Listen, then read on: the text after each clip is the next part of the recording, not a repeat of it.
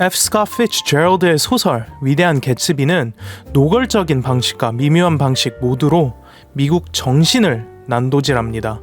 피츠제럴드는 아메리칸 드림을 조롱하며 그 한가운데에 칼을 들이밉니다.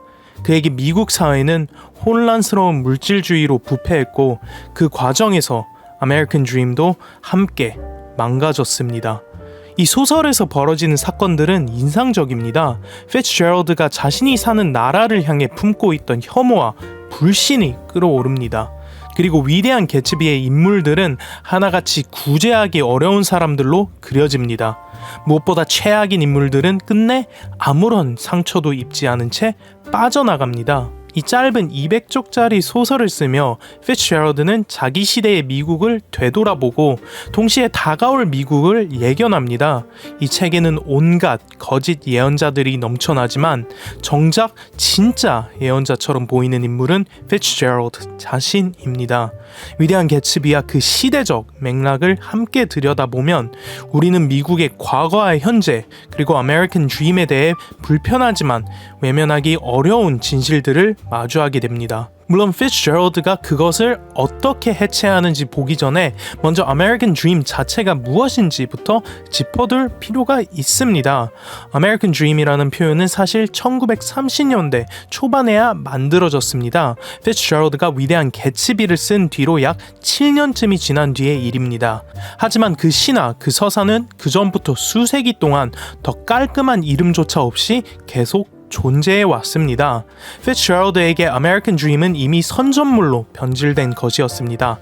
한때는 진실이었을지 몰라도 미국 사회의 현실 속에서 오래도록 왜곡되어 온 옛 진실에 가깝습니다.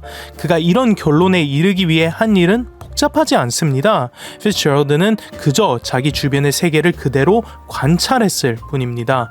피츠제럴드는 철학자도 사회 비평가도 아니었습니다. 그는 소설가였고 그래서 이런 경멸을 논픽션처럼 정면으로 드러내는 경우는 드뭅니다. 하지만 그의 시대적 문화적 분위기와 그가 읽고 참고했던 작품들을 함께 살펴보면 그가 왜 그렇게 비관적인 결론에 도달했는지 충분히 추적할 수 있습니다.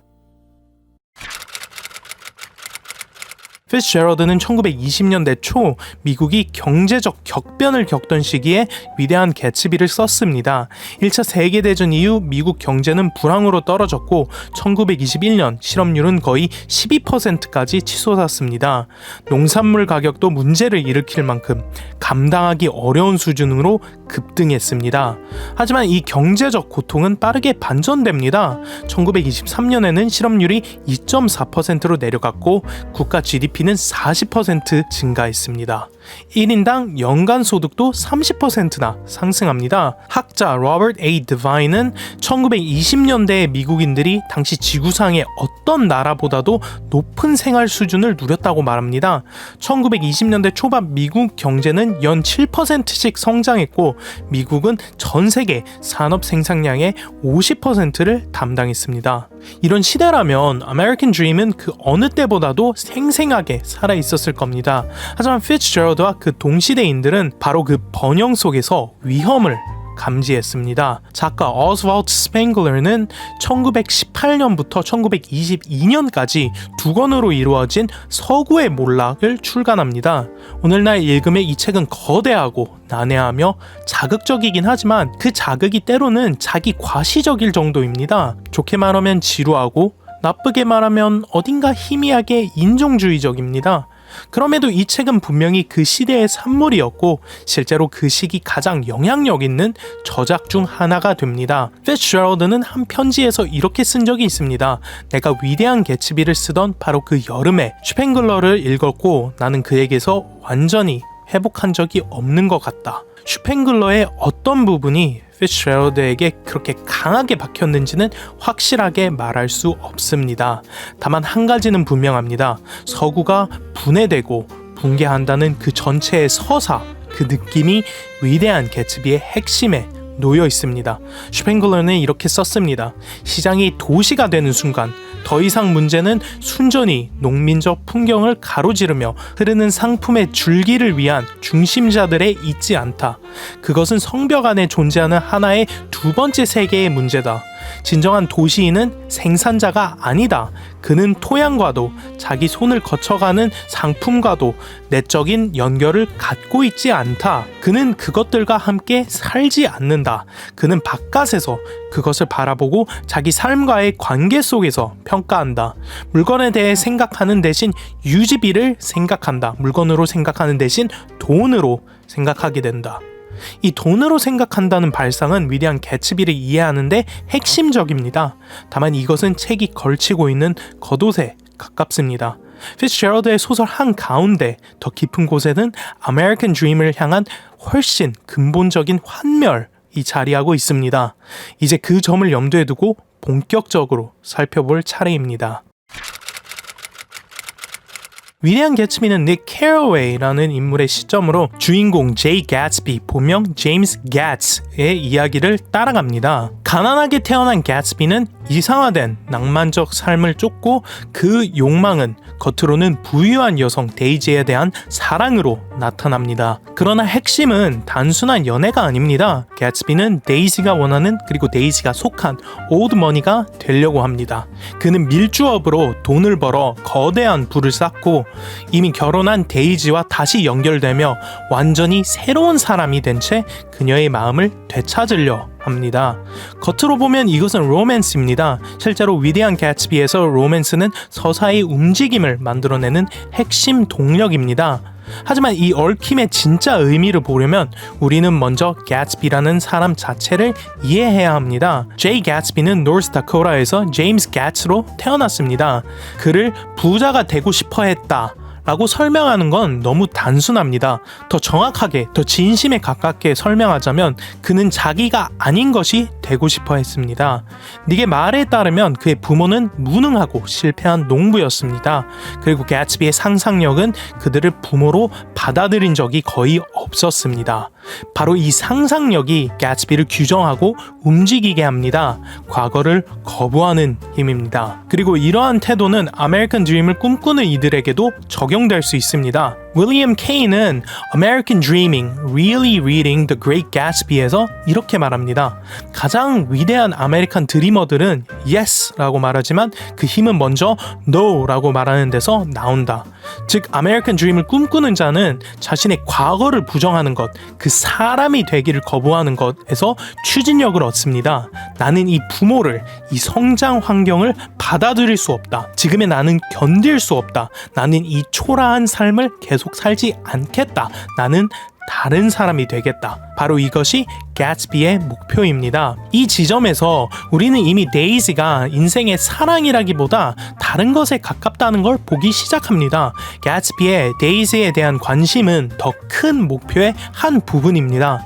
데이지는 그의 평생 걸친 추구에 붙는 트로피입니다. 피츠제럴드가 아메리칸 드림을 향해 날리는 첫 번째 일격은 개츠비의 경력이 드러나는 순간입니다. 그는 전국의 약국에서 불법으로 술을 유통하는 밀주업자입니다. 여기서 피츠제럴드는 아메리칸 드림이 말하는 전통적인 상승 경로, 교육, 커리어, 정직한 노력을 정면으로 부정합니다. 개츠비는 똑똑하고 유능한 인물로 제시되지만 그조차도 학교와 직업의 경로가 아니라 불법과 범죄, 부정한 이익의 길로 들어갑니다. 그 방식으로 개츠비는 실제로 거대한 부를 쌓습니다. 그리고 그는 여러 이유로 그 부를 요란하게 과시합니다. 중요한 건 그 부가 종종 개츠비 자신을 대신한다는 점입니다. 우리는 개츠비를 직접 만나기도 전에 그의 저택에서 뿜어내는 호화로움으로 그를 먼저 알게 됩니다. 닉은 이렇게 묘사합니다. 그 집은 어떤 기준으로 보아도 거대한 저택이었다. 노르망디의 어떤 시청을 사실적으로 흉내낸 모조품이었고 한쪽에는 탑이 서 있었으며 덜 익은 담쟁이 덩굴이 얇게 수염처럼 덮여 있었다.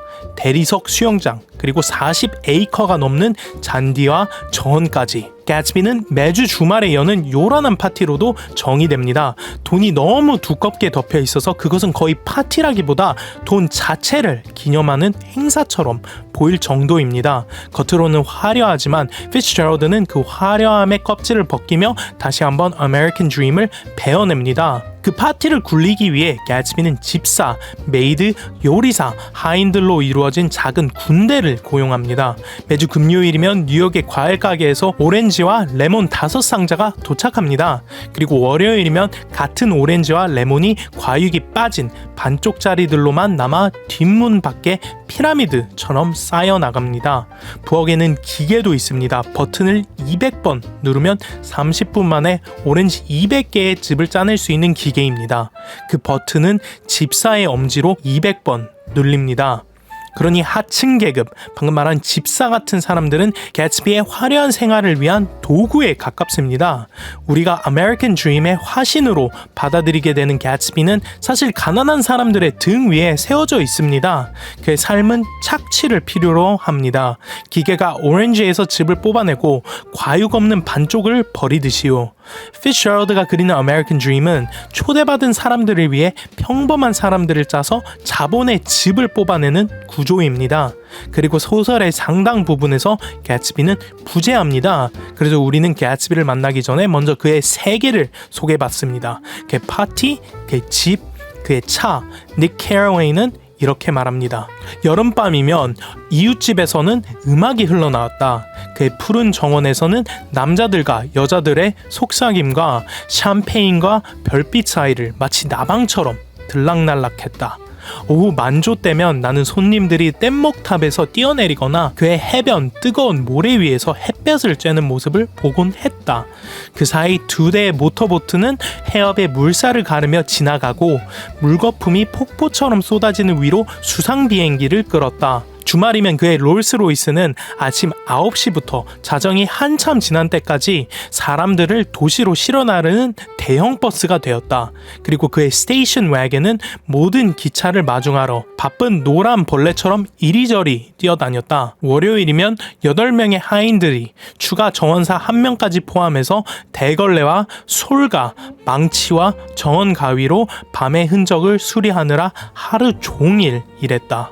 이것이 피츠제럴드가 보는 아메리칸 드림의 결과입니다. 그가 말하는 아메리칸 드림의 총합은 개인의 행복이 아니라 물질적 풍요입니다. 그리고 그 물질은 말 그대로 개츠비라는 사람 자체를 대신합니다. 그래서 피츠제럴드에게 아메리칸 드림과 그 결과는 일종의 환영이 됩니다. 개츠비는 그리고 원래부터 그 환영 속에서 사는 것을 기꺼이 받아들입니다. 파티에 오는 사람들은 그가 누구인지조차 모릅니다. 파티의 잔해는 매일 아침 빠르게 치워집니다. 개츠비는 심지어 데이지가 가톨릭 신자라서 톰과 이혼할 수 없다고 주장하지만 닉은 그것이 사실이 아니라고 단언합니다. 데이지는 가톨릭 신자가 아니었다. 그리고 닉은 그 거짓말의 정교함에 조금 충격을 받았다고 말합니다. 개츠비는 자신도 환영으로 살아갑니다. 그의 몸짓, 분홍색 정장, old sport, 번역시 형씨 같은 말버릇은 닉 같은 사람에게는 거의 우스꽝스러울 정도입니다. 하지만 개츠비는 자기 삶이 환영이라는 사실을 알아차리지 못합니다. 그는 자기 인생의 모든 노력이 결국 데이지를 위한 것이었다고 스스로 확신해 버렸습니다. 실제로 피츠제럴드가 아메리칸 드림과 그 추구에 대해 품고 있는 인식이 가장 잔혹하게 드러나는 곳은 개츠비와 데이지의 관계입니다. 소설의 사건들이 시작되기 전 두 사람이 처음 만나는 장면이 제시되는 순간부터 우리는 개츠비가 무엇에 끌렸는지 거의 즉시 알아차릴 수 있습니다. 개츠비가 데이지를 만났을 때 그는 군인이었고 훗날 얻게 될 세련되고 호화로운 삶과는 거리가 멀었습니다. 그는 데이지의 집 근처에 주둔했고 젊은 개츠비는 동료 군인들과 함께 그 집을 방문합니다. 닉은 이렇게 말합니다. 그는 처음에는 캠프 테일러의 다른 장교들과 함께 그녀의 집에 갔다가 다음에는 혼자 갔다. 그는 놀랐다. 그는 그렇게 아름다운 집에 가본 적이 없었다. 그 집에 숨이 막힐 듯한 강렬함을 부여한 것은 데이지가 그곳에 살고 있다는 사실이었다. 그것은 그녀에게는 너무나도 당연한 일이었고 개츠비에게는 야영지의 텐트가 당연한 것과 같은 수준의 일이었다. 즉 개츠비가 데이지와의 첫 만남에서 가져간 것은 사실 데이지 그 자체가 아니었습니다.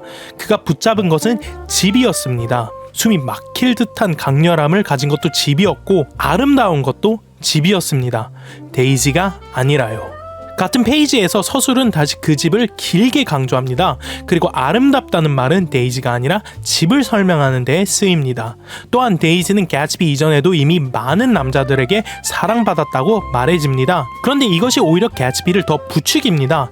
많은 남자들이 이미 데이지를 사랑했다는 사실이 그를 흥분시켰고 그것은 그의 눈에 데이지의 가치를 더 높였다. 여기서 단어 선택이 분명합니다. 가치가 올랐다. 데이지는 시장의 언어로 말해집니다. 한 사람이라기보다 자산처럼 분류됩니다. 이것은 개츠비의 물질적 집착을 상징적으로 드러냅니다. 그리고 여기에는 아메리칸 드림과의 뚜렷한 평행도 있습니다. 아메리칸 드림은 수많은 사람들에 의해 찬양되고 유명한 성공 사례들로 증명이 된 것으로 여겨집니다. 누군가 해냈다는 이야기는 더 많은 사람들을 자극합니다. 데이지 역시 마찬가지입니다. 다른 남자들이 이미 데이지를 사랑했다는 사실이 오히려 개츠비의 추구를 더 확신하게 만듭니다. 물론 개츠비는 첫 만남에서 데이지에게 로맨스를 느꼈을지도 모릅니다. 하지만 독자에게 전달되는 방식은 놀라울 만큼 낭만적이지 않습니다. 피츠제럴드는 이렇게 씁니다. 그는 탐욕스럽고 비양심적으로 자기가 얻을 수 있는 것을 가져갔다.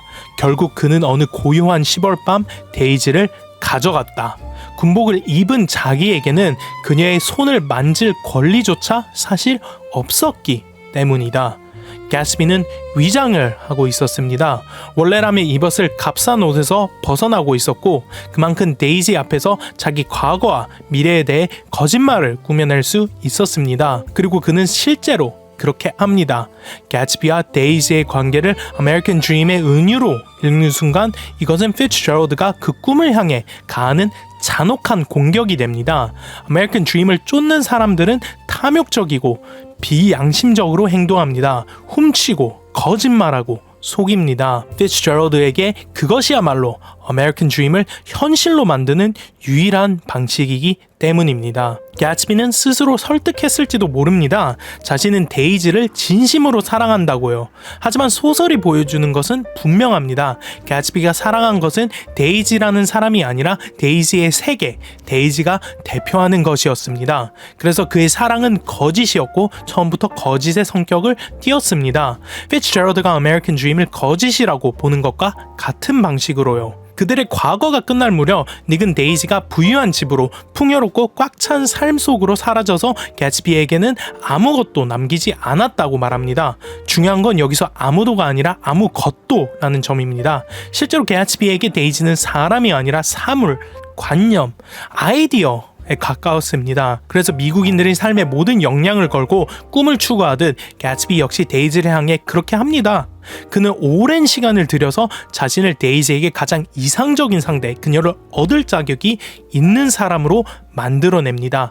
그리고 마침내 그 정점에 닿았을 때 아메리칸 드림의 정상부가 돈과 물질로 가득 차 있는 그 순간 피츠제럴드는 그 모든 것이 얼마나 환영인지 보여주기 시작합니다. 개츠비가 이야기의 현재 시점에서 데이지를 다시 만날 때 우리는 그의 집착이 어떤 성질인지 다시 한번 확인하게 됩니다. 피츠제럴드는 이렇게 씁니다. 숨이 찼던 것은 개츠비였다. 어쩐지 배신당한 듯한 것도 그였다. 그녀의 현관은 별빛을 산 사치로 밝게 빛났고 그녀가 그를 향해 몸을 돌리자 등나무 소파의 고리버들이 유행에 맞게 끼익거렸다.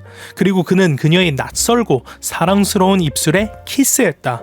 데이지는 감기에 걸려 있었고 그 때문에 목소리는 더 쉰 듯했고 더 매력적으로 들렸다. 개츠비는 부가 가둬두고 보전하는 젊음과 신비, 수많은 옷의 깨끗함, 그리고 데이지가 은처럼 빛나며 가난한 이들의 뜨거운 고투 위로 안전하고 자랑스럽게 서 있다는 사실을 압도적으로 의식하고 있었다. 여기서도 개츠비가 알아보는 것은 데이지라는 개인의 아름다움이 아니라 상징으로서의 데이지입니다. 그는 데이지가 은처럼 빛난다고 느낍니다. 가난한 사람들의 고투 위에서 안전하고 자랑스럽게 존재하는 그 모습, 개츠비가 너무 잘 아는 그 고투 위에서요. 그래서 데이지는 사람이라기보다 영토에 가깝습니다. 개츠비가 그녀의 애정을 얻기만 하면 접근할 수 있을 것 같은 하나의 약속의 땅처럼 보입니다. 앞서 우리는 아메리칸 드림을 꿈꾸는 사람으로서의 개츠비가 자신의 과거를 지우고 자기 배경에 No! 라고 말하고 싶어 한다는 점을 이야기했습니다. 그리고 개츠비는 그 욕망을 데이지에게도 그대로 요구합니다. 데이지가 개츠비를 사랑한다고 말해도 그것만으로는 충분하지 않습니다. 개츠비는 데이지에게 톰에게 가서 당신을 사랑한 적이 없다! 라고 말하라고 합니다. 이것이 그의 평생의 비전이기 때문입니다. 개츠비는 데이지가 정말로 그 꿈에 참여하고 싶은지 스스로의 삶을 그렇게 지우고 싶은지 그런 질문은 거의 하지 않습니다. 그는 데이지가 당연히 그렇게 할 거라고 가정합니다. 그녀가 톰과 결혼했고 지금도 결혼 상태이며 톰의 아이를 낳은 어머니라는 사실까지도 즉시 없던 일로 만들 거라고요. 그리고 여기서 피츠제럴드는 다시 한번 아메리칸 드림을 기소합니다. 신화 속에서 꿈꾸는 자는 사회가 그 야망을 받아줄지 고민할 필요가 없습니다. 그저 행동하면 되고 그리고 목표에 도달할 수 있다고 우리는 그렇게 믿어왔습니다. 하지만 피츠제럴드는 이것이 거짓이라고 봅니다. 누군가가 아메리칸 드림을 이루도록 허용되는지는 상당 부분이 사회가 결정한다고 그는 인식합니다. 그리고 데이지는 결국 개츠비를 안으로 들이지 않습니다. 아메리칸 드림의 순진함은 닉과 개츠비의 이 대화에서 다시 한번 분명하게 드러납니다. 닉은 조심스럽게 말했다. 그녀에게 너무 많은 걸 요구하지 않는 게 좋겠어. 과거는 반복할 수 없잖아. 과거는 반복할 수 없다고? 그는 믿을 수 없다는 듯 외쳤다. 당연히 반복할 수 있지. 그는 마치 과거가 자기 집의 그림자 속 어딘가에 숨어 있다가 손만 뻗으면 닿을 듯한 곳에 있는 것처럼 사방을 미친 듯이 둘러보았다. 모든 걸 예전 그대로 고쳐놓을 거야. 그는 단호하게 고개를 끄덕이며 말했다. 그녀도 알게 될 거야. 여기서 개츠비는 자신의 아메리칸 드림이 손에 닿지 않을 수도 있다는 가능성과 마주하자 거의 공황에 가까운 부정 반응을 보입니다. 개츠비라는 인물의 기반, 그가 믿어온 세계관에 금이 가기 시작합니다. 그는 과거를 반복할 수 있다고 외치지만 아이러니하게도 지금까지 개츠비를 규정해온 가장 결정적인 특징은 자기 과거를 단호하게 거부해온 것이었습니다. 이 시점부터 개츠비에게는 점점 분명해집니다. 퍼즐의 어떤 조각이 비어있다는 것, 그는 그 조각을 갖고 있지 않고 어쩌면 영영 가질 수 없을지도 모른다는 것, 그는 아메리칸 드림을 믿어버렸고 이제 그것이 선전이었을지도 모른다는 사실을 알아차리기 시작합니다. 피츠제럴드는 개츠비가 자기 집의 그림자 속 어딘가에서 무언가를 찾듯 주변을 둘러보고 있다고 말합니다. 그리고 몇 줄 뒤 이 생각을 한 번 더 밀어붙입니다. 그는 과거에 대해 많이 이야기했고 나는 그가 무엇을 되찾고 싶어 한다고 느꼈다. 어쩌면 데이지를 사랑하게 되면서 그 안에 들어가 버린 자기 자신에 대한 어떤 관념 같은 것 말이다. 그 이후로 그의 삶은 혼란스럽고 무질서해졌지만 만약 그가 한 번만 어떤 출발점으로 돌아가 모든 것을 천천히 다시 훑어볼 수 있다면 그 무언가가 무엇이었는지는 알아낼 수 있을지도 모른다. 그가 자기 집의 그림자 속에서 되찾으려 하는 그 무언가는 진실입니다. 자신의 아메리칸 드림에 대한 진실. 그것이 사실은 거짓이라는 진실. 소설 전체에서 개츠비가 데이지에게 가까워질수록 그의 아메리칸 드림은 더 빠르게 풀려나갑니다. 데이지가 톰의 집 맞은편 저택으로 이사한 뒤에도 만 위에 안개가 떠서 뷰캐넌의 집이 보이지 않는다고 서술됩니다. 그는 꿈의 바로 앞에 서 있지만 갑자기 그 꿈을 볼 수 없게 됩니다. 개츠비는 유명하게도 저녁이면 톰과 데이지의 부두 끝에 있는 초록빛을 바라봅니다. 이 빛은 개츠비의 분석에서 자주 중심에 놓이는데 그럴 만한 이유가 있습니다. 그것은 소설 전체를 하나의 장치로 압축해 놓은 상징이기 때문입니다. 초록색은 생명의 색이면서 동시에 돈의 색입니다. 탐욕과 질투, 월가의 색이기도 합니다. 그 빛은 한 번의 아메리칸 드림을 상징합니다. 개츠비의 꿈이자 피츠제럴드가 바라본 아메리칸 드림이기도 합니다. 그래서 우리는 이 단죄에 가까운 구절을 마주하게 됩니다. 데이지는 갑자기 그의 팔에 자기 팔을 끼웠지만 그는 방금 자기가 한 말에 골몰해 있는 듯 했다. 아마도 그는 그 빛이 지녔던 거대한 의미가 이제는 영원히 사라졌다는 것을 깨달았는지도 모른다. 데이지와 자신 사이에 가로놓였던 큰 거리에 비하면 그 빛은 그녀에게 아주 가까워 보였고 거의 닿을 듯 했다. 달에 대한 별처럼 가까워 보였다. 하지만 이제 그것은 다시 부두 끝에 초록빛일 뿐이었다. 그의 매혹된 대상들의 목록은 하나 줄어들었다. 다시 말해 개츠비가 데이지에 가까워질수록 모든 것은 더 가짜로 드러납니다. 그리고 이 과정이 최종적으로 폭발하는 계기는 개츠비 자신의 역량이 아니라 다른 인물에 의해 만들어집니다. 바로 데이지의 남편 톰 뷰캐넌입니다. 개츠비와 그의 환영이 무너지는 순간은 결국 톰의 손에서 발생합니다. 주요 인물들은 뉴욕의 플라자 호텔에서 한낮을 보내고 그 자리에서 톰은 개츠비의 전체를 폭로합니다. 거짓 과거, 밀주 사업, 그리고 영원한 외부인이라는 지위까지. 심지어 개츠비가 데이지를 보려면 장 봐서 그녀 집 앞에 들고 오는 정도일 때나 가능하다는 식으로 모욕합니다. 개츠비는 데이지에게 톰에게 말해달라고 애원합니다. 당신은 톰을 사랑한 적이 없었다고요. 하지만 데이지의 대답은 가장 비결정적인 방식으로 흘러나옵니다. 그녀는 떨고 있었고 말하는 즉시 후회하는 듯합니다. 그리고 곧바로 물러서며 두 사람을 모두 사랑했다 라고 말해버립니다. 이 장면에서 톰은 여러 번의 살인을 저지릅니다. 그는 개츠비의 아메리칸 드림을 죽이고 데이지와의 로맨스를 죽이고 개츠비와 평생 쌓아온 야망 전체를 죽입니다. 개츠비는 끝내 진짜 엘리트 사회의 안쪽으로 들어갈 수 없습니다. 데이지와 함께 할 수도 없습니다. 돈이 아무리 많아도 그는 자신의 꿈에 접근할 수 없습니다. 주인공은 마침내 깨닫습니다. 그는 결코 해낼 수 없다는 것을요. 그는 언제나 거의 일 뿐입니다. 집의 그림자 속에서 찾아 헤매던 그 빠진 조각, 그가 손에 넣지 못한 어떤 것, 이 무엇인지 톰이 그에게 드러내 보입니다. 그것은 모든 진실과 모든 거짓이 한꺼번에 풀려 나옵니다. 톰은 더 직접적이고 현실적인 의미의 살인도 저지릅니다. 요컨대 그는 자신의 정부 머틀의 죽음에 대해 개츠비가 책임지게 만듭니다. 호라비가 된 머틀의 남편은 개츠비를 그의 수영장에서 쏘고 개츠비는 죽습니다. 그 수영장은 피츠제럴드가 말하는 거짓 아메리칸 드림을 그대로 상징합니다.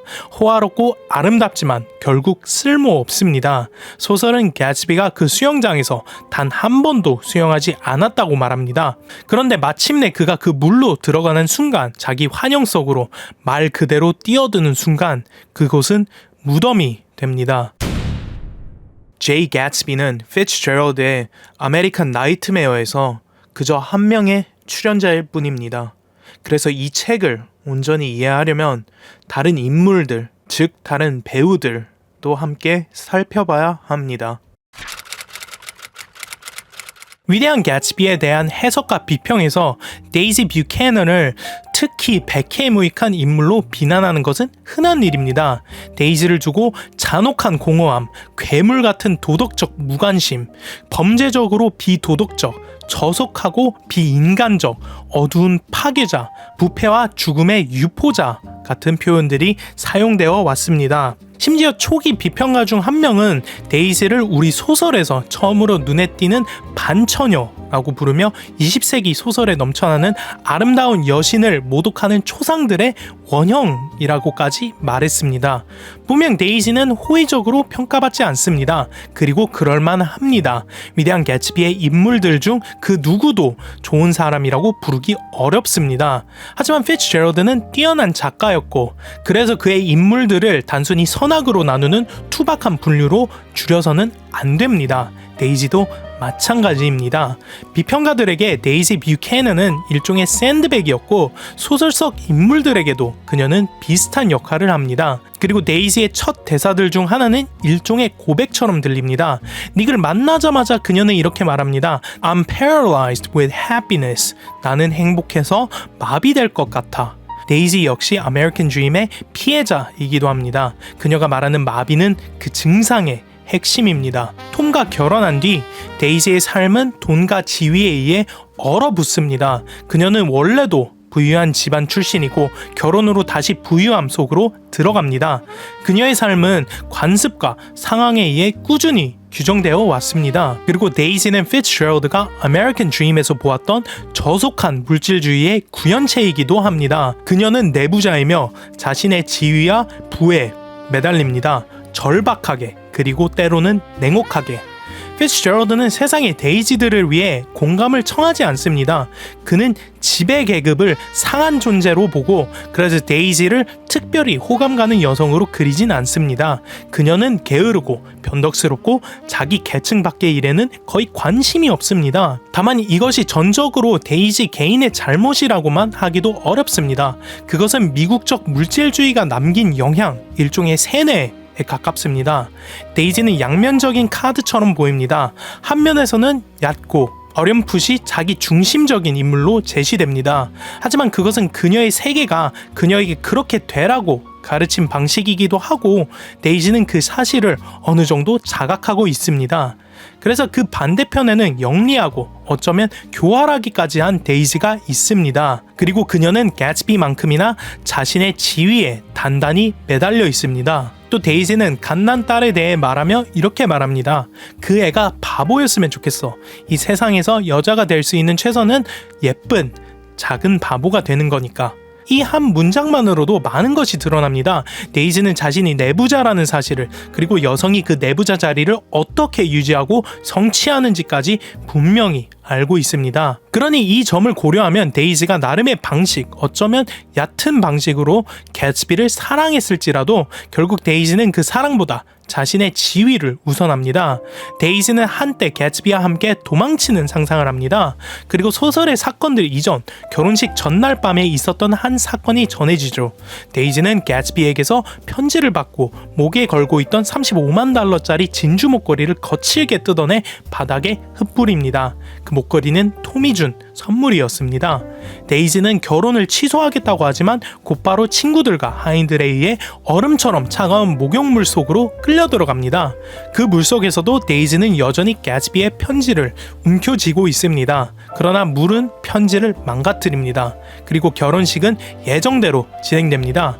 이 목욕 또한 피츠제럴드의 아메리칸 드림으로 읽을 수 있습니다. 차가운 충격이고 결국 물질주의의 환상을 모두에게 마비시키는 진실로 끌고 오는 장치입니다. 닉은 이렇게 말합니다. 개츠비가 해외에 있는 내내 그녀 안에 무언가는 결정을 요구하며 울고 있었다. 그녀는 지금 즉시 자기 삶이 어떤 형태를 갖추길 원했다. 그리고 그 결정은 어떤 힘에 의해 내려져야 했다. 사랑이든 돈이든 의심할 여지 없는 현실적 실용성이든 손이 닿는 가까운 곳에 있는 힘에 의해. 그리고 데이지는 결국 톰 뷰캐넌과 결혼합니다. 불성실하고 폭력적이며 난폭한 남자와요. 물론 데이지가 순수한 피해자이기만 한 것은 아닙니다. 그녀는 주변 인물들과 마찬가지로 충분히 혐오스러운 면이 있고 피츠제럴드는 소설 내내 그 점을 분명히 보여줍니다. 자신의 생활 방식이 지닌 위험을 어느 정도 자각하고 있음에도 데이지는 반복해서 자기 성에 머무르기로 선택합니다. 다른 사람들의 필요나 욕망에는 관심을 보이지 않습니다.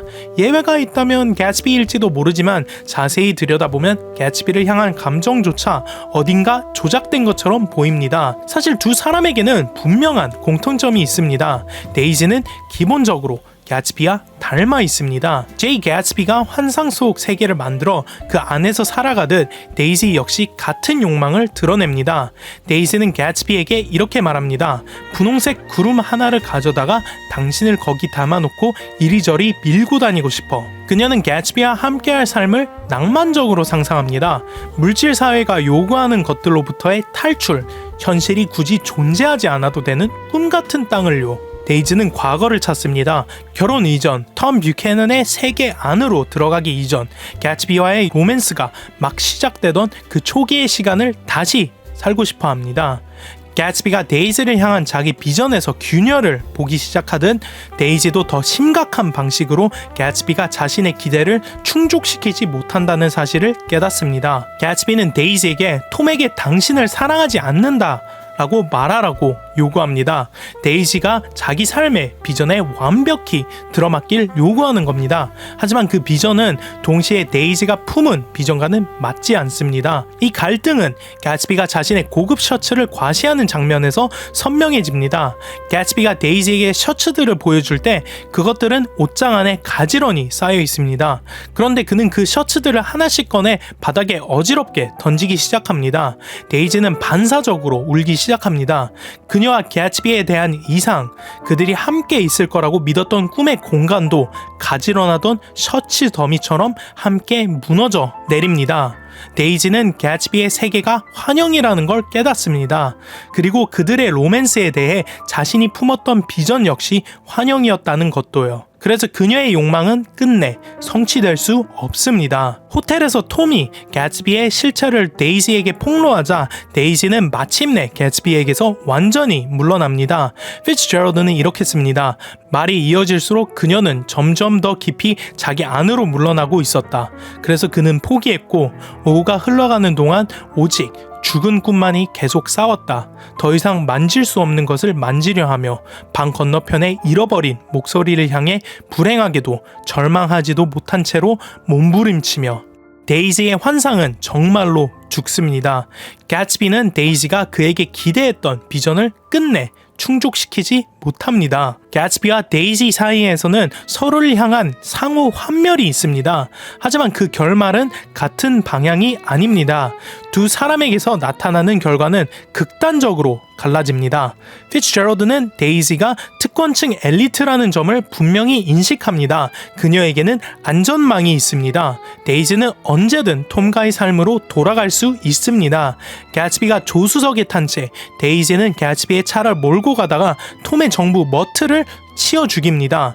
그것이 고의였다는 증거는 없습니다. 하지만 그 사건은 결과적으로 데이지가 톰 뷰캐넌과의 기존 삶으로 아무 일도 없었다는 듯 돌아갈 수 있게 만들어줍니다. 그리고 데이지는 그 일에 대해 법적으로든 어떤 의미에서든 개츠비가 책임을 떠안도록 두는데 섬뜩할 만큼 기꺼운 모습을 보입니다. 상징적으로도 중요한 대목이 있습니다. 그 여자를 죽이는 순간 데이지와 개츠비 둘 다 핸들에 손을 얹고 있었던 것으로 묘사되기 때문입니다. 말하자면 두 사람은 함께 자기들의 환상을 죽음 쪽으로 몰고 간 셈입니다. 조금만 상상력을 보태면 위대한 개츠비는 미국 상류층과 그들이 대표하는 모든 것에 보내는 증오의 편지로 읽을 수도 있습니다. 그런 편지라면 봉투에 적힐 이름은 톰 뷰캐넌일 겁니다. 수많은 나쁜 인물들 사이에서도 톰 뷰캐넌은 아마 최악에 가깝습니다. 톰은 난폭합니다. 그는 체격이 좋고 외형과 신념 모두에서 일종의 원시적 파시스트처럼 보입니다. 그는 인종주의적 독설을 쏟아내고 하층 계급을 혐오하며 자기 뒤에 파괴를 남기는 일을 조금도 개의치 않습니다. 톰의 신체 묘사 자체가 아메리칸 드림이라는 주제와 연결됩니다. 그는 잔인한 몸을 가졌고 엄청난 영향력을 행사할 수 있는 존재로 묘사됩니다. 실제로 그는 어느 순간 가난한 정부 머트를 때려 코를 부러뜨리기도 합니다. 그리고 톰 뷰캐넌은 단지 톰 한 사람이 아닙니다. 그는 하층 계급을 짓밟아온 부유한 미국 가문들의 세대를 대표합니다. 기묘할 정도로 여유롭고 동시에 폭력적인 방식으로 타인을 억압할 수 있는 계급 말입니다. 톰 같은 사람들은 오후에 술을 마시고 폴로를 하며 보내는 쪽을 더 선호합니다. 하지만 아주 사소한 변동만으로도 세상의 톰들은 자기 아래에 있는 사람들을 뽑아버리고 망가뜨릴 수 있습니다. 실제로 톰은 그렇게 합니다. 그에게는 짧은 독설 한 번이면 충분합니다. 단 몇 마디의 독백으로 제이 개츠비가 평생 쌓아온 것들을 무너뜨립니다. 톰과 데이지는 최악의 성질들을 여러 면에서 공유합니다. 그들의 관계를 행복하다고 부르기도 어렵고 제대로 기능하는 관계라고 말하기도 어렵지만 두 사람은 본질적으로 매우 닮아 있습니다. 소설 말미에서 닉은 이렇게 결론 내립니다. 톰과 데이지는 부주의한 사람들이었다. 그들은 사물과 사람들을 부숴놓고는 다시 자기들의 돈 속으로 혹은 거대한 무책임 속으로 어쨌든 그 둘을 함께 붙들어두는 무언가 속으로 숨어 들어갔다. 그리고 다른 사람들이 그들이 만든 난장판을 치우게 했다. 바로 이런 돈으로 뒷받침되는 무책임이 데이지와 톰을 묶어주는 끈입니다. 피츠제럴드는 뷰캐넌 같은 지위를 가진 사람들에게서 이 성질이 특히 두드러진다고 지적합니다. 톰 뷰캐넌은 직업도 없고 사회에 기여하는 것도 없는데 엄청난 부를 누립니다. 그리고 그의 야망이라고는 해봐야 하나입니다. 가츠비 같은 침입자가 자기 성 안으로 들어오지 못하게 문을 지키는 것. 데이지도 마찬가지입니다. 그녀는 자기 이익 외에 뚜렷한 동기를 가진 인물로 그려지지 않습니다. 톰처럼 노골적으로 억압하지는 않지만 그녀에게는 방관으로 인한 죄책이 있습니다. 아무것도 하지 않음으로써 함께 책임지는 방식입니다. 데이지와 가츠비의 로맨스는 결국 두 사람의 죽음으로 이어집니다. 그러나 데이지가 그 죽음들에 대해 어떤 죄책감을 느낀다는 묘사는 거의 없습니다. 그녀는 가츠비의 장례식에도 나타나지 않습니다. 이것은 피츠제럴드가 이야기 끝에서 올드머니 엘리트층을 어떻게 바라보는지 매우 선명하게 보여주는 초상입니다. 톰과 데이지는 전형적으로 제국적이라고 부를 만한 미국적 행동을 수행합니다. 혼란과 파괴를 만들어낸 뒤에도 그들은 그냥 다음으로 넘어갑니다. 결과로부터 풀려난 채로요. 톰의 정부 머틀은 소설에서는 조연이지만 아메리칸 드림이라는 맥락에서 위대한 개츠비를 읽을 때는 그녀는 놀라운 만큼 중요해집니다. 머틀은 이야기의 많은 사건을 움직일 뿐만 아니라 주요 인물들을 이해하는데 중요한 실마리를 제공합니다. 개츠비처럼 머틀도 자신의 아메리칸 드림을 갖고 있습니다. 그것은 그리고 그 부가 제공하는 생활 양식 전체입니다. 머틀은 조지라는 남자와 결혼해 있습니다. 조지는 정비공이고 주유소를 운영합니다. 머틀의 말과 행동을 보면 그녀가 남편을 경멸하고 있다는 사실은 분명합니다. 조지는 가난해서 결혼식 때 입을 정장조차 빌려야 했던 사람입니다. 머틀은 그 일을 이렇게 말합니다. 내가 미쳤던 건 그 남자랑 결혼했을 때뿐이야. 나는 바로 알았어. 내가 실수했다는 걸. 그는 결혼식에 입으려고 누군가의 정장을 빌렸는데 그걸 나한테 말도 안 했어. 그런데 어느 날 그 사람이 조지가 밖에 나가 있는 사이에 그 정장을 찾으러 왔지. 조지라는 사람 자체에 대해 우리는 많은 것을 알지 못합니다. 하지만 그것은 거의 중요하지 않습니다. 머틀이 경멸하는 것은 조지의 인격이라기보다 조지의 지위이고 그래서 그녀는 조지를 경멸합니다. 머틀은 자신의 아메리칸 드림 속에서 톰 뷰캐넌과 불륜을 시작합니다. 그것이 귀족적 사회로 들어가는 길이라고 믿기 때문입니다. 머틀은 톰이 자신을 위해 데이지를 떠날 것이라고 생각하지만 톰에게는 그런 의도가 있었음을 보여주는 근거는 거의 없습니다. 그리고 피츠제럴드에게서 흔히 그렇듯 머틀의 아메리칸 드림을 향한 추구는 부패하고 결국 그녀를 죽음으로 몰아갑니다.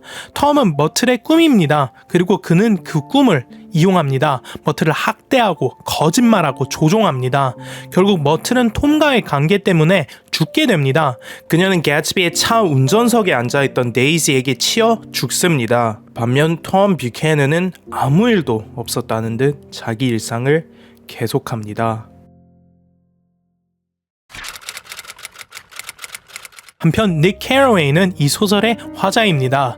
그의 신뢰성에 대해서는 오랫동안 논쟁이 이어져 왔습니다. 하지만 저는 닉이 그리고 소설이 작동하려면 닉은 적어도 상당히 신뢰 가능한 화자여야 한다고 봅니다. 피츠제럴드는 위대한 개츠비를 완성한 뒤 편집자와 여러 차례 편지를 주고받으며 화자로서의 닉 캐러웨이에 대해서도 논의했습니다.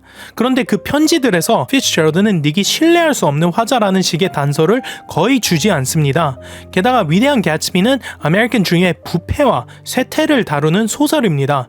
이것은 복잡한 미로 같은 해석이나 추상적 독해가 아니라 피츠제럴드 자신이 작품을 통해 드러낸 핵심 주제입니다. 피츠제럴드는 아메리칸 드림에 대한 자신의 관점을 닉 캐러웨이를 통해 전달합니다. 그 관점이야말로 이 소설의 핵심이고 말하자면 책의 목적 그 자체입니다. 그러니 위대한 개츠비가 제대로 작동하려면 닉은 기본적으로 신뢰 가능한 화자여야 합니다. 만약 닉이 믿을 수 없다면 소설은 고작 막장극에 가까워질 뿐입니다. 다만 닉은 전통적인 의미에 신뢰할 수 없는 화자는 아닙니다. 그렇다고 완전히 객관적인 화자도 아닙니다. 그를 어느 쪽으로 단정 짓고 싶어 하지만 닉은 그 둘의 중간, 제가 보기에 편향된 화자에 가깝습니다. 닉에게는 이 이야기를 받아들이는 방식 자체와 연결되는 배경이 있습니다. 그는 어느 정도 경제적 기반이 있는 사람입니다. 예일대를 졸업해 했지만 뷰캐넌 부부처럼 지휘가 만들어내는 무기력한 안락함 속에 완전히 잠긴 인물은 아닙니다. 그는 전쟁에도 참전했습니다. 닉은 동부로 가서 채권 사업을 하기로 결정하지만 그 선택에 대해 스스로도 복잡한 감정을 갖고 있는 듯 합니다. 예일 요트 클럽에서 저녁을 먹었던 일을 회상하면서도 그 경험이 즐겁지 않았다고 말하기도 합니다. 이런 점에서 닉은 이야기 속에서 일종의 외부자입니다. 적어도 다른 거의 모든 인물들을 움직이는 물질주의와 아메리칸 드림 바깥에 서 있는 사람입니다. 피츠제럴드는 이를 소설 초반부터 설정합니다. 닉이 이렇게 말하기 때문입니다. 나는 웨스트 에그에 살았다. 두 곳 중 덜 유행하는 쪽에. 물론 이 표현은 가장 피상적인 구문일 수 있습니다. 하지만 그 한 문장만으로도 두 지역 사이의 대비가 얼마나 기묘하고 그리고 결코 무해하지 않는 어딘가 음침한 대비인지가 드러납니다. 닉은 이스트 에그와 웨스트 에그를 가르는 그 구분 자체에 불편함을 느낍니다. 그는 그 태도를 기이하고 음침하다고까지 부릅니다. 이야기 내내 닉은 주변의 물질주의의 어떤 의미에서는 압도됩니다. 그는 가츠비, 데이지, 텀의 호화로움을 여러 차례 언급하며 그 과잉을 계속해서 의식합니다. 닉은 결국 동부를 떠납니다. 그는 그 지역이 일종의 왜곡된 분위기를 품고 있다고 묘사하고 자신의 여정을 내가 잘못된 집을 방문한 것처럼 회한 섞인 말로 정리합니다. 뷰캐넌 부부, 특히 톰은 하층 계급을 빠르게 판단하고 쉽게 배제합니다.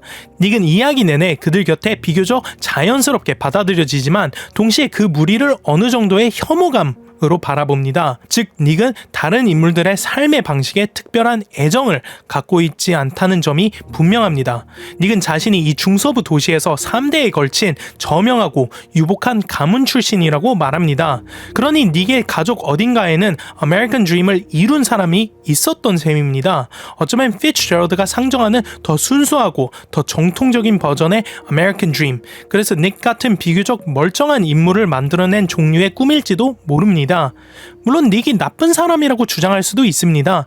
그는 분명 그 세계가 타오르는 걸 곁에서 지켜봤고 주변 인물들의 치명적인 드라마가 전개되는 동안 대체로 방관했으니까요. 하지만 저는 닉을 악인이라기보다 피상적인 사람으로 보는 편이 더 정확하다고 생각합니다. 그는 피상적인 사람이고 그래서 피상적인 관계를 원합니다. 그 점은 닉이 이런 글을 쓸 때 드러납니다. 나는 5번가를 걸으며 군중 속에서 낭만적인 여자들을 골라내고 몇 분 뒤면 내가 그들의 삶 속으로 들어가게 될 거라고 상상하곤 했다. 그리고 아무도 알지 못하고 아무도 못마땅해 하지도 않을 거라고. 때로는 마음속으로 그들을 숨은 골목 모퉁이의 아파트까지 따라가기도 했다. 그러면 그들은 문을 통과해 따뜻한 어둠 속으로 사라지기 전에 나를 돌아보고 미소 짓곤 했다. 닉의 가장 낭만적이고 친밀한 환상조차 결국은 익명 속에서 끝납니다. 닉은 또 이렇게 말합니다. 인생은 하나의 창문을 통해 바라볼 때가 가장 좋다. 그는 거대한 관점에 별 관심이 없습니다. 그의 세계관은 의도적으로 좁게 제한되어 있습니다. 닉이 누구도 구하거나 개입하지 않는 이유도 단순합니다. 그럴 의지가 없기 때문입니다. 그것이 그를 나쁜 사람으로 만드는지 아닌지는 독자가 판단한 문제일 겁니다. 다만 닉은 소설 속에서 자신의 무기력을 스스로 언급합니다. 그는 이 사람들을 어떤 것으로부터 구해낼 수 있다는 가능성 자체에 매우 냉소적입니다. 닉은 그 무리가 내 눈의 교정 능력을 넘어설 정도로 왜곡되어 있었다 라고 말합니다. 닉에게 아메리칸 드림은 이미 상한 것입니다. 그는 그 꿈을 구성하는 요소들을 부패하고 기묘한 것으로 봅니다. 그래서 닉은 어느 정도 피츠제럴드의 대리자처럼 기능합니다. 환멸의 감각을 몸으로 구현하는 인물로요. 그리고 닉은 결국 이 모든 가츠비 사건에서 손을 털어버립니다. 결론은 간단합니다. 모든 것은 이미 끝났다는 것. 그 감각은 이런 구절에서 잘 드러납니다. 나는 무언가가 떠올랐다. 어딘가에서 오래전에 들었던 잡히지 않는 리듬, 잃어버린 말들의 파편 같은 것. 잠깐 동안 어떤 문장이 내 입 안에서 형태를 갖추려 했고 내 입술은 마치 벙어리의 입술처럼 벌어졌다. 놀란 공기의 한 줄기보다도 더 많은 것이 그 위에서 몸부림치는 것 같았다. 하지만 아무 소리도 나지 않았고 내가 거의 떠올릴 뻔했던 것은 영원히 전달 불가능한 것이 되어버렸다. 피츠제럴드의 아메리칸 드림을 상징적으로 보여주는 단역이 한 명 있습니다. 피아노 연주자이자 개츠비의 집에 거의 눌러앉는 사람, 유잉 클립스프링어입니다. 그는 아예 하숙인이라는 별명으로 불리기도 합니다. 클립 스프링어의 등장 분량은 많지 않습니다. 하지만 그의 존재 자체가 미국적 물질주의에 대한 날카로운 경고로 기능합니다. 클립 스프링어는 개츠비의 파티에서 종종 피아노를 치며 엔터테이너 역할을 합니다. 하지만 그는 주말 파티가 끝나도 집에 남아 평일 내내 그곳을 어슬렁거립니다. 그런데도 개츠비는 그에게 큰 관심이 없는 듯 무심한 양가 감정 정도만 보입니다. 클립 스프링어는 미국적 물질주의자의 풍자화에 가깝습니다. 그는 흐트러진 모습으로 개츠비의 집을 돌아다니며 주인의 냉소적 관대함을 이용합니다. 그는 전반적으로 무례하고 무관심합니다. 개츠비가 제공하는 난잡한 향락과 물질적 사치만을 즐길 뿐입니다. 그는 개츠비의 장례식에 추모하러 오는 것이 아닙니다. 장례식 자리에서 그는 오히려 자기 집으로 신발 한 컬레를 보내달라고 요청합니다. 피츠제럴드에게 이것은 아메리칸 드림과 그 주변 문화가 개인에게 남기는 영향입니다. 그것은 사람을 서로를 돌보는 존재가 아니라 물질적 사치를 위해 타인을 빨아먹는 거머리로 바꿔놓습니다. 그리고 피츠제럴드의 눈에 미국적 경험은 크게 두 층위로 나뉩니다. 하나는 미국의 삶을 이루는 물질적, 물리적, 기능적 현실입니다. 다른 하나는 인간이 가진 더 깊고 보편적인 차원인 정신적인 욕구와 필요입니다. 피츠제럴드가 그리는 아메리칸 드림 안에서는 이 둘의 경계가 어디서 끝나고 어디서 시작되는지 보기 어려울 정도로 흐려집니다. 개츠비와 뷰캐넌이 대표하는 방식의 아메리칸 드림은 과연 우리의 정신적 필요를 채워주는가 아니면 그것을 대체해버리는가. 어쩌면 개츠비는 정신적 차원을 대표할 수도 있습니다. 모든 것이 언제나 더 좋아질 수 있다는 믿음, 끝없이 나아갈 수 있다는 관념 말입니다. 그것은 어느 정도의 젊은 낙관을 전제로 하는 일종의 맹목적 신념이지만 때로는 놀라운 결과를 만들어내기도 합니다. 반면 뷰캐넌은 물질적 현실을 대표합니다. 더 나아짐이 어느 순간부터 돈을 더 많이 모으는 것과 동의어가 돼버린 세계, 그리고 그 생각을 동시에 사실로 만들면서도 우스꽝스럽게 만드는 사회적 위계들 말입니다. 안타깝게도 개츠비는 끝내 자신의 환영을 꿰뚫어보지 못합니다. 경계가 불가능할 정도로 흐려진 것은 무엇보다도 개츠비 자신 앞에서입니다. 그는 자신이 뷰캐넌들이 결코 가질 수 없는 방식으로 위대할 수 있다는 점을 분별하지 못합니다. 그래서 그는 결국 뷰캐넌들이 가진 방식으로 끔찍해지려 합니다. 그리고 미국 사회의 현실은 애초에 개츠비가 꿈을 완전히 성취하는 것을 허용하지 않습니다. 그는 정신적인 것이지만 그것을 물질적인 것과 혼동한 존재입니다. 위대한 개츠비의 무대는 뉴욕 롱아일랜드를 바탕으로 한 가상의 지역입니다. 소설에서는 이 주거지를 웨스트에그와 이스트에그로 나뉩니다. 웨스트에그는 뉴머니의 동네로 여겨지고 개츠비가 사는 곳이기도 합니다. 웨스트에그의 집들은 종종 유럽의 유명한 대저택들을 동경하듯 모방한 형태로 지어집니다. 이스트에그는 더 바람직하고 더 세련된 동네로 여겨집니다. 주로 올드머니들이 살고 당연히 뷰캐넌 부부들도 그곳에 거주합니다. 이 두 공간이 피츠제럴드의 아메리칸 드림 구상 속에서 어떤 역할을 하는지는 쉽게 보입니다. 두 동네는 아메리칸 드림과 그보다도 더 현실적인 대응물 사이의 분열을 상징하는 것처럼 보입니다. 한쪽에는 꿈꾸는 사람들이 있고 다른 한쪽에는 이미 정상에 앉아 있는 사람들이 있습니다. 그리고 이 두 집단을 연결하는 것은 물질적 재화에 대한 사랑입니다. 이 은유는 이스트에그와 웨스트에그 사이에 무엇이 놓여있는지를 보면 더 분명해집니다. 두 에그 사이에는 재계곡이 있습니다. 황량한 산업폐허 같은 공간입니다. 에그 지역과 달리 이곳에는 극빈층이 살아갑니다. 공장과 굴뚝이 계곡을 점령하고 그 결과 회색 먼지와 칙칙함이 지역 전체와 그 주민들 위에 내려앉아 있습니다. 에그 지역이 빛나고 고양된 언어로 묘사되는 반면 피츠제럴드는 재계곡을 훨씬 더 음울하게 그립니다. 그는 잿빛, 색없는 나날, 황량한 먼지의 경련 같은 표현을 쓰고 그것을 엄숙한 쓰레기장이라고까지 부릅니다. 이름 자체도 죽음을 떠올리게 합니다. 소설에서 재계곡은 미적으로 장관이라고 불릴 만한 방식이 아닌 언어로 묘사되는 거의 유일한 공간입니다. 피츠제럴드에게 아메리칸 드림은 그것이 존재한다면 가난한 사람들의 등 위에 세워진 것이었습니다. 재계곡은 그 생각을 가장 완전한 형태로 대표합니다. 그곳은 생산이 아주 현실적인 수준에서 벌어지는 장소입니다.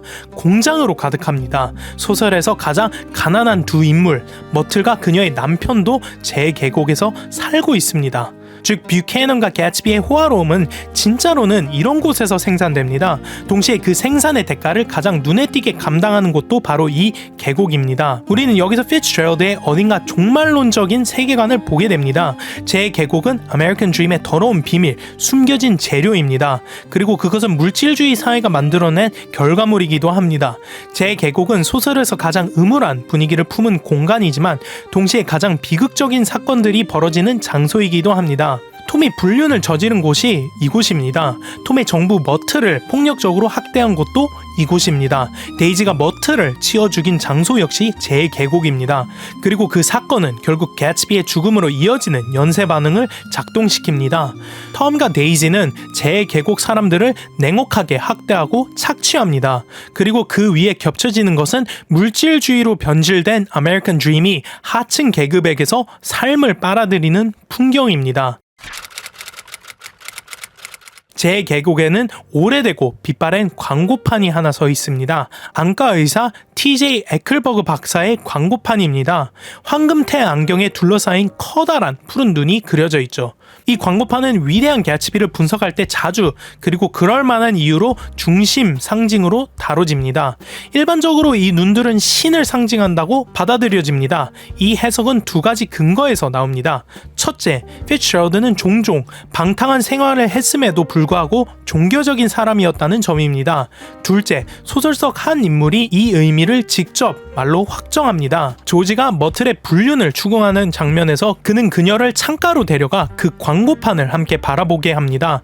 그리고 이렇게 말합니다. 신은 네가 뭘 했는지 다 알고 있어. 네가 해온 모든 일들. 넌 나를 속일 수는 있어도 신은 속일 수 없어. 소설에서 가장 비극적인 사건들은 에클버그 박사의 그 주시하는 눈 아래에서 벌어집니다. 이렇게 보면 피츠제럴드는 가장 높은 질서인 심판의 차원을 호소하고 있는 듯 합니다. 우리가 우리 자신을, 우리 나라를 스스로 망쳐버릴지라도 처벌 없이 지나갈 수는 없다는 것, 신은 언제나 지켜보고 있다는 것. 위대한 개츠비는 미국 문학이 낳은 가장 뛰어난 작품들 중 하나입니다. 다만 많은 이들의 평가에 따르면 이것은 F. 스콧 피츠제럴드가 그토록 높은 경지까지 치솟은 거의 유일한 순간이기도 합니다. 그래서 이 작품을 진지하게 이해하려면 피츠제럴드 자신을 이해할 필요가 있습니다. 피츠제럴드는 평생 대부분을 부자들에 대해 쓰며 살았습니다. 하지만 어린 시절 그는 분명한 중산층이었습니다. 그의 아버지는 사업에 2번 실패한 사람이었고 피츠제럴드의 가족이 중산층적 안락함을 유지할 수 있었던 것은 어머니 쪽에서 들어온 유산 덕분이었습니다. 스콧 피츠제럴드의 한 친척이 그가 사립학교에 다닐 수 있도록 학비를 댔지만 그의 성적은 그저 평범한 수준이었습니다. 그는 결국 프린스턴에 진학하긴 했지만 1차 세계대전 중 군에 입대하기 위해 중도에 그만두게 됩니다. 피츠제럴드의 청년기를 지나치게 세세하게 들어가지 않더라도 한 가지는 말할 수 있습니다. 그는 분명히 개츠비나 뷰캐넌의 세계에 속한 사람은 아니었습니다. 다만 그 세계를 동경하는 마음이 그 안 어딘가에 있었을 가능성은 큽니다. 1918년 무일푼에 가까웠던 피츠제럴드는 친구에게 이렇게 씁니다. 언젠가 어느 아침에 눈을 뜨면 데뷔탕트들이 나를 하룻밤 사이에 유명하게 만들어 놓은 걸 발견하게 될 거라는 걸 알아. 그 예언은 1920년 낙원의 이쪽을 출간하면서 그대로 현실이 됩니다. 책은 대성공을 거두었고 그 순간 피츠제럴드의 지위는 급격히 달라집니다. 그는 훗날 뉴욕의 문들이 갑자기 자신에게 열렸다고 회고합니다. 나는 뉴욕에 대해 6개월 경력의 기자보다도 아는 게 적었는데 시대의 대변인 같은 자리로 떠밀려 들어갔다.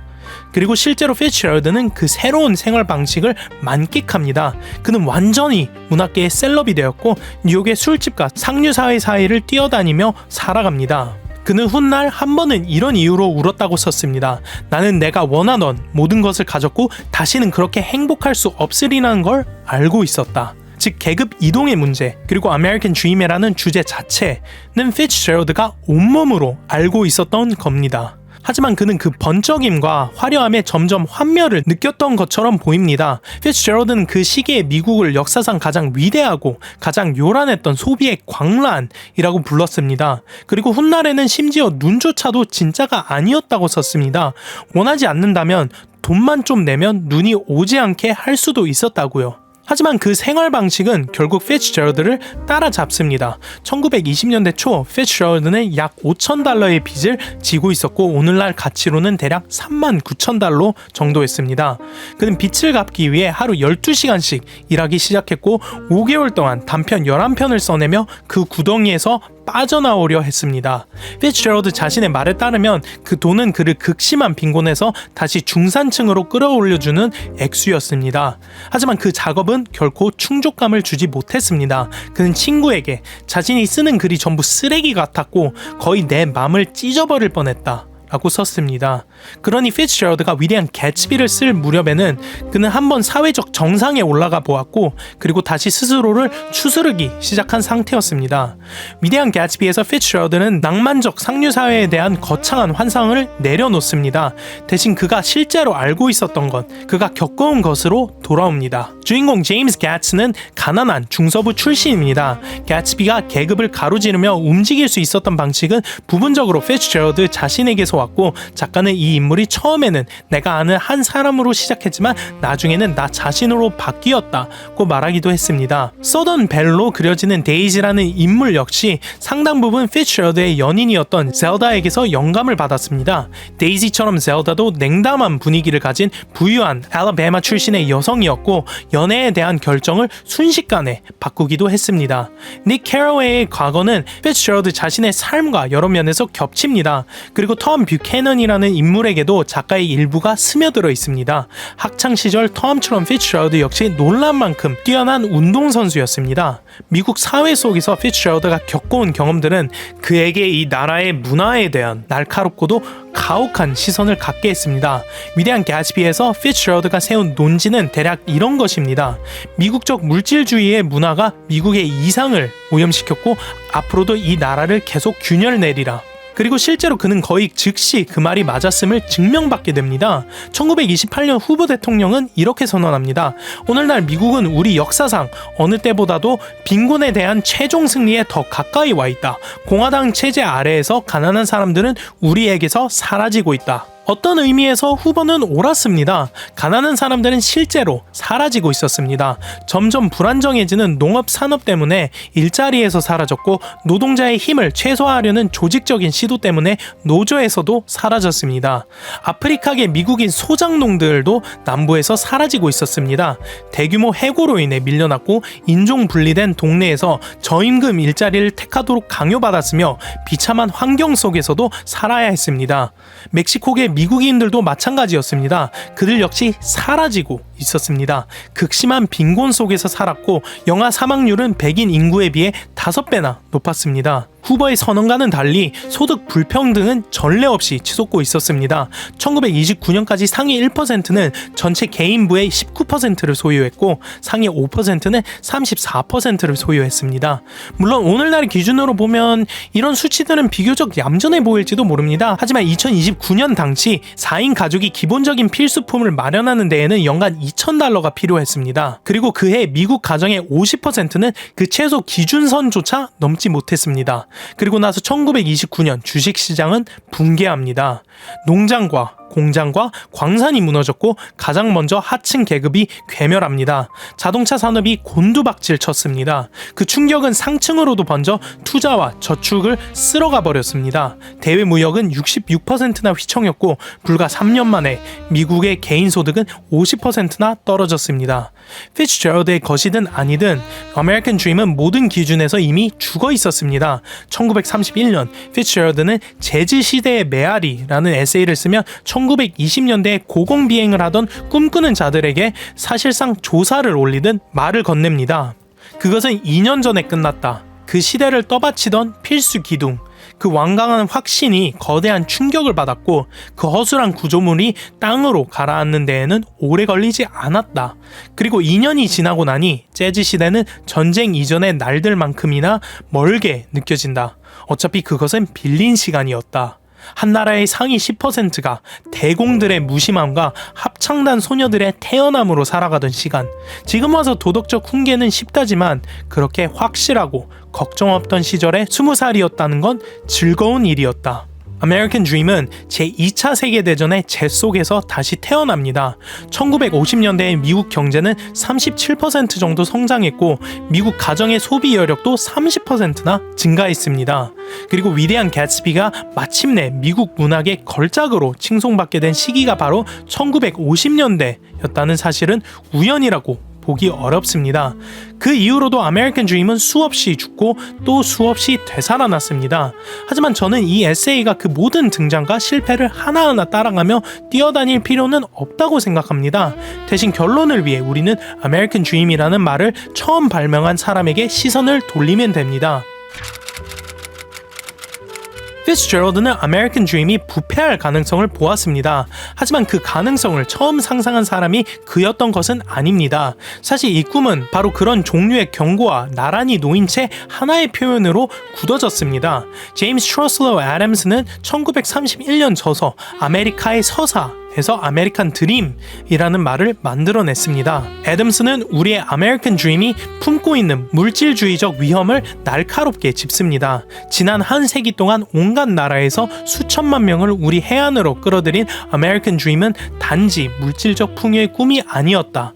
물론 그것이 크게 작용했던 것은 틀림없지만 그것은 그보다 훨씬 더 거대한 것이었다. 그것은 남자와 여자가 오래된 문명 속에서 서서히 세워져 온 장벽들에 가로막히지 않고 어떤 계급의 이익을 위해 발달한 사회 질서에 억눌리지도 않은 채 모든 계급의 평범한 인간으로서 자신의 가장 충만한 발달을 이룰 수 있다는 꿈이었다. 그리고 그 꿈은 실제 삶 속에서 다른 어느 것보다도 여기에서 더 충만하게 실현되어 왔다. 비록 우리들 사이에서도 매우 불완전하게나마. 한국에서도 꿈은 종종 가능성이 아니라 소유의 언어로 번역됩니다. 무엇을 이루고 싶은가 보다 무엇을 가져야 안전한가가 먼저 나오고 삶의 존엄은 능력이나 품성보다는 가격표가 붙는 것들에 의해 측정됩니다. 우리는 겉으로는 공정과 노력의 말을 반복하지만 실제로는 출발선의 차이가 결과를 예언하는 장면들을 너무 자주 목격합니다. 그래서 희망은 공동의 약속이 아니라 개인의 생존술로 축소되고 꿈은 모두를 끌어올리는 사다리라기보단 누군가를 배제하며 유지되는 문턱이 됩니다. 한국의 계급은 카스트 제도처럼 선언되지 않습니다. 오히려 더 잔혹하게 설명할 필요가 없다는 듯이 작동합니다. 어떤 이름의 동네, 어떤 종류의 학교, 어떤 말투와 취향, 어떤 방식의 인맥이 사람의 미래를 미리 정리해버립니다. 누구에게는 선택이 자기개발이지만 누구에게는 선택 이전에 버티기 위한 비용이 먼저 청구됩니다. 이 차이를 보지 못하면 우리는 결국 개인에게 도덕을 요구하고 구조에는 침묵하게 됩니다. 마치 불평등이 성격의 문제인 것처럼 말이죠. 여기서 시장은 손이 아니라 문처럼 느껴질 때가 많습니다. 어떤 사람에게는 자동문이고 어떤 사람에게는 잠금장치입니다. 같은 노동, 같은 성실, 같은 재능을 내놓아도 기회가 통과시키는 방식이 다릅니다. 부는 더 부드러운 실패를 허락하고 가난은 더 거친 결과를 빠르게 확정시킵니다. 그래서 우리는 점점 더 잘 사는 법을 논하면서도 정작 함께 사는 법의 언어를 잃어갑니다. 그래서 우리의 아메리칸 드림은 더 큰 집이나 더 빠른 차 위에 세워져서는 안 됩니다. 우린 개츠비가 되어서도 안 되고 뷰캐넌을 동경해서도 안 됩니다. 저 반짝이는 물건들보다 더 온전한 꿈을 만들어야 합니다. 특권층만을 위한 꿈이 아니라 모두를 끌어올리고 모두를 위해 작동하는 꿈을 찾아야 합니다.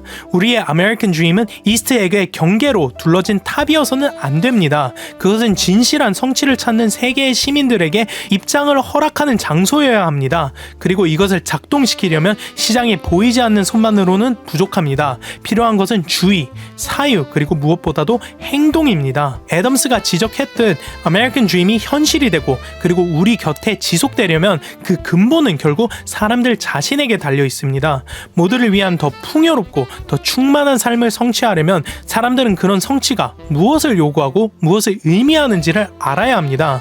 현대의 산업국가에서 경제적 토대는 모두에게 필수적입니다.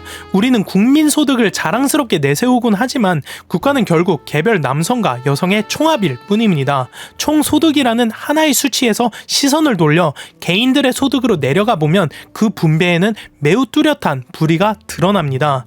사람들은 종종 말합니다. 남에게서 싫어하는 성질은 사실 자기 안에서 보게 되는 것이라고요. 그리고 피츠제럴드의 책과 그 배우들을 바라볼 때 위대한 개츠비는 이 말이 한 개인에게 사람에게만 해당하는 것이 아니라 한 나라 전체에도 적용될 수 있음을 증명합니다. 위대한 개츠비는 미국의 영혼을 도려냈습니다. 그리고 한 세기가 지난 지금도 여전히 도려내는 중입니다.